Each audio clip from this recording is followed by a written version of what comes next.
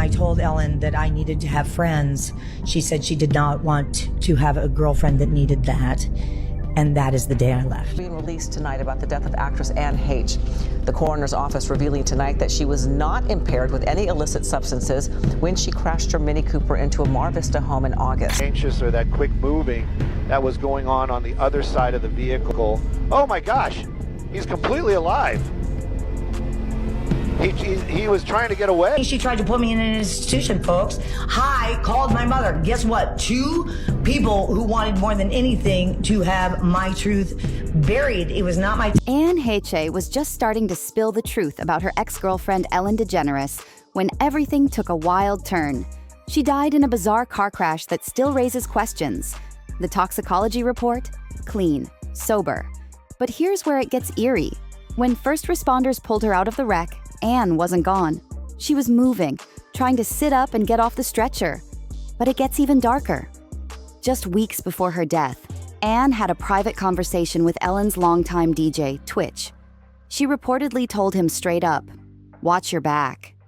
Then boom, 4 months later, Twitch is found dead under super suspicious circumstances. He supposedly took his own life just days before Christmas. No note, no warning, nothing. Told TMZ that Twitch checked into a motel less than a mile away from his home Monday morning. They said motel staffers said that he didn't appear to be in any sort of distress and wasn't visibly upset about anything, and apparently no one heard the gunshot. He walked out of his home one morning and was discovered dead hours later in a nearby motel. That's it, just vanished, like something out of a thriller. So now people are asking, what are the chances that 2 people tied to Ellen pass away mysteriously within months of each other? That's when a shocking interview with Anne resurfaced, and it's got people talking. In it, Anne opens up about Ellen being obsessed with money, cutting her off from friends, blacklisting her from work, and even trying to have her committed to a mental institution. And that's still not all. Anne was reportedly working on a documentary that dove into some disturbing rituals that A-list celebs use to try to stay young, stuff most people wouldn't believe unless they saw it themselves. So the question now is, truth that I spoke, I was hit more, buried more, or despised more, and then had calculated visions and circulations of systems that spun me up and out of the system that would in any way challenge the fact that she was not telling her own truth but another's. Why do you think she tried to put me in an institution, folks? I called my mother. Guess what? 2 people who wanted more than anything to have my truth buried. It was not my timing. I did not and could not ask God for what that would be. All I could do was stay on my truth, do what I was doing, and study this thing called love that we tried to bury. And now I am up and out of the ground. And unfortunately, those 2 women could not shut me. did Anne and Twitch know something they weren't supposed to? And what really went down in that final conversation when Anne warned him to be careful? Here's another thing. Anne spent over 20 years trying to find someone who would listen to her side. But Ellen had major pull in Hollywood, and no one wanted to touch Anne's story. People were scared. There was this massive campaign painting her as unstable or strung out. Now, yes, Anne did have her struggles, but knowing what she was going through, that was clearly her way of coping. So what exactly did Ellen do? Let's go back to June 2021, just a year before Anne died. That's when she finally called out Ellen on her podcast, Better with Anne and Heather. In the episode, Anne revealed that Ellen had blackballed her from The Ellen Show. Why does that matter? Because once studios realized Anne wasn't welcome there, they didn't want to hire her either. No show appearances means no press for projects, and that meant no work. Asked me about Ellen before, Portia came to my wedding because I was on an Ellen McBeal with her. And Portia even said, I'm going to go after Ellen. I know you're not. I'm like, but you won't be the poster child, girl, because guess what? That poster child has already been taken. And by the way, it wasn't a great spot, but yours ain't going to be any easier. And I'm telling you now, like, red flag, red flag, red flag. We're going to go to a dive bar and meet Camaro. Oh. Anne didn't hold back. She straight up claimed that Ellen DeGeneres tormented her for years. She said Ellen blacklisted her in Hollywood and even teamed up with Anne's own mother to try and have her locked up in a mental institution. That's next level cold. Anne also exposed that Ellen was all about money and power, nothing else. That's why Anne ended things. She realized Ellen wasn't capable of loving anyone but herself. Anne was all about kindness, healing, and real love. But she called Ellen's whole image fake, said it was all just a show to cover up her real obsession, cash and control. And here's the wild part. Anne claimed Ellen's wife, Portia de Rossi, actually came to her before marrying Ellen, wanting the truth. Anne didn't sugarcoat it. She warned Portia straight up. Ellen was a walking red flag. But Portia wasn't the only one Anne tried to protect. Around the same time Anne's podcast episode dropped, she also reached out to Twitch. Yeah, Ellen's beloved DJ, because she was seriously worried Ellen was mistreating him behind the scenes. In one of her final interviews before her death, Anne spoke about someone who smiles for the cameras, but was suffering when no one was watching. She didn't drop any names, but fans are convinced she was talking about Twitch. Even more chilling? Anne said she told this person he had to get out now. Sounds cryptic, right? Maybe even harmless, until you remember that both Anne and Twitch were gone just months later. Suddenly, it doesn't feel so random anymore. See the helicopter video there of the car in the house. You can see firefighters on the scene there taking that car out from the house. Fox 11 in Los Angeles said the driver went into that house and sparked a fire. Firefighters were on the scene just before 11 a.m. on the West Coast. A car, a Mini Cooper, you can see there, went through the house, causing a massive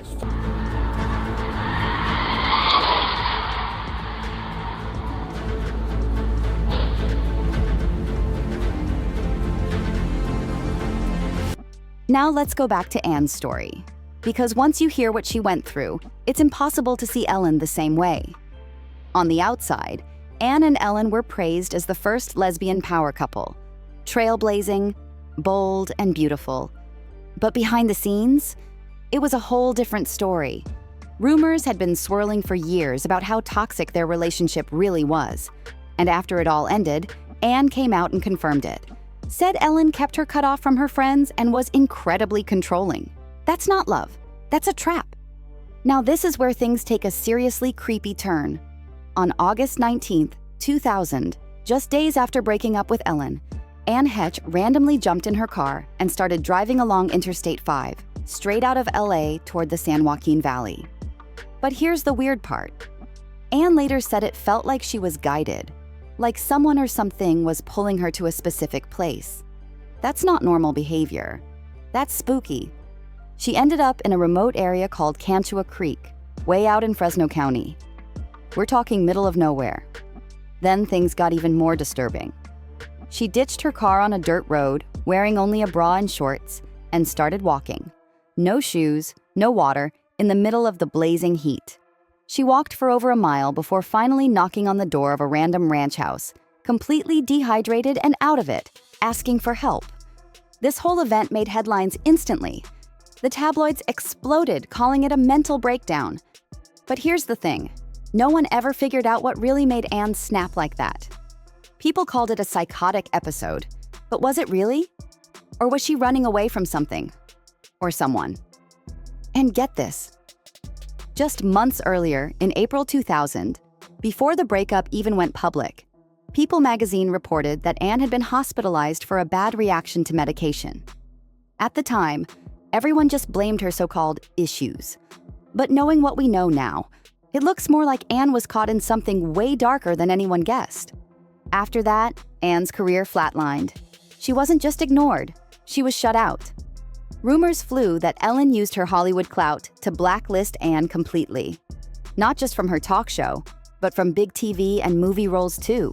Imagine that. One minute you're a rising star, the next you're treated like you don't exist. But sadly, it doesn't end there. Fast forward to August 5th, 2022, almost 1 year to the day after Anne dropped that explosive podcast episode, and tragedy struck again.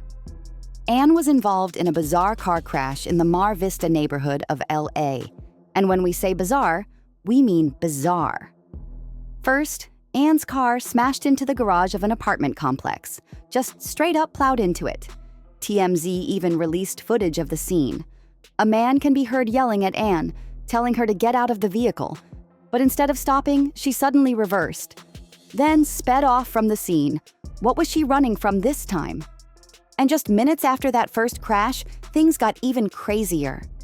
TMZ reported that Anne was involved in a second hit and run, and this one was caught on camera. Security footage shows her car flying down a narrow alley, almost plowing into a pedestrian. It looked like she was completely out of control. Then, moments later, a doorbell cam picked up the final terrifying scene.